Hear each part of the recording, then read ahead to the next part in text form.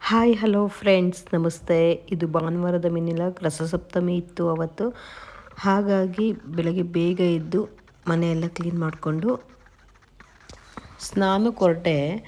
ಸೂರ್ಯ ಹುಟ್ಟೋದ್ಕಿಂತ ಮುಂಚೆನೇ ಸೂರ್ಯನ ಪೂಜೆ ಮಾಡಬೇಕು ಅಂತ ಬೇಗ ಸ್ನಾನಕ್ಕೆ ಹೊರಟೆ.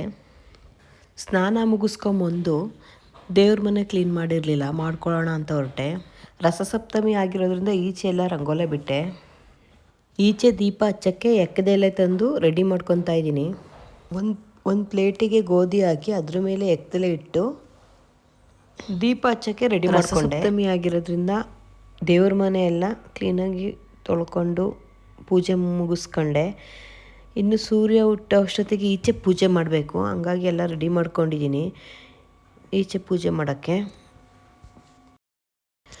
ಸೂರ್ಯದೇವನಿಗೆ 2 ದೀಪ, ಮಣ್ಣಿನ ದೀಪ ಹಚ್ಚಬೇಕು ಅಂತ 2 ದೀಪ ಹಚ್ಚಿದೆ. ಸೂರ್ಯಂಗೆ ಮಹಾಮಂಗಳಾರತಿ ಮಾಡಿ ದೀಪ ಹಚ್ಚಿ ಪೂಜೆ ಎಲ್ಲ ಮುಗಿಸಿ,